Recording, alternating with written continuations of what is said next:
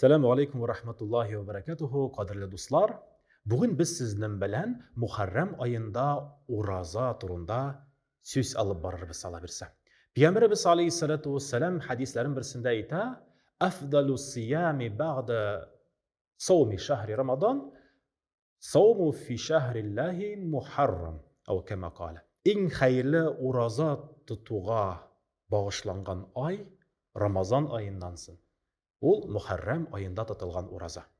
Әмма дә ләкин ничек уразалар тотаргасын шушы Muharram ayында дип сорау бирәләр.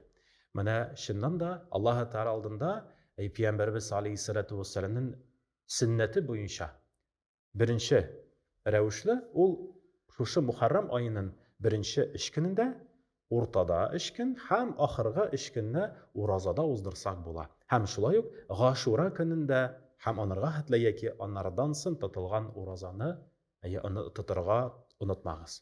Бу беренче рәвешле. Икенче рәвешле Пәйгамбәрбез алейһиссалату вассалам хадисләрнең берсендә шулай әйтә: иң хәерле ураза тоту усулы ул Дауд алейһиссаламның ураза тоткан усулы.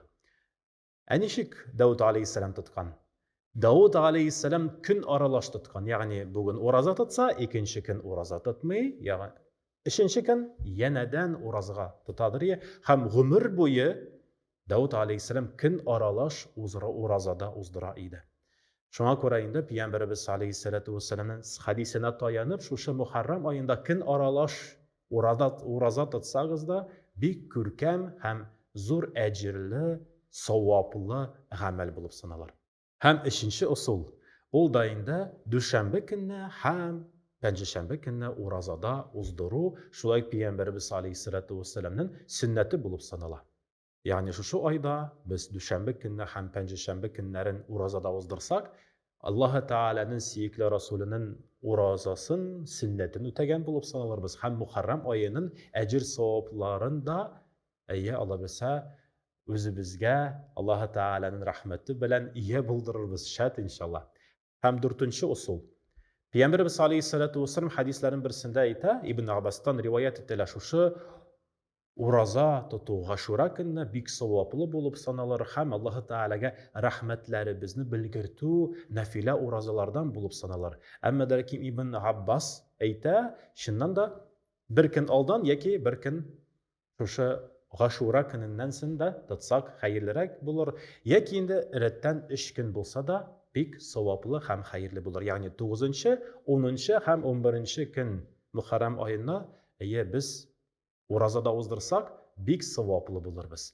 Һәм Пәйгамбәрбез алейһиссалату вассалам хадисендә әйтә: "Ман сома яуман фи сабилиллаһ, бәгъадаллаһу ваҗһаху анин нари 70 харифан." Пәйгамбәрбез алейһиссалату вассалам әйтә: Кем дә кем Аллаһ ризалыгы өчен ураза тотып, Аллаһ Тәгаләнең рәхмәтенә якынайырга омтылып, изгелекләр белән шушы ураза көнен мул кылса, Аллаһ Тәгалә аны 70 елга ерагайтыр җәһәннәм утыннан. Кайбер галимнәр әйтәләр, хәтта 70 мең елга, ягъни бик еракка Аллаһ Тәгалә аны ерагайтыр. Шуңа күрә хөрмәтле җәмәгать, шушы Muharram аен изгелекләр белән мул кылыйк, уразалар белән мул кылыйк.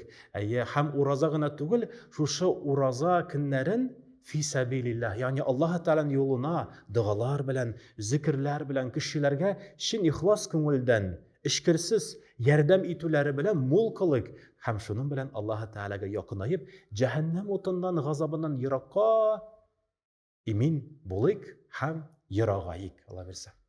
Ассаламу алейкум ва рахматуллахи ва баракатуху.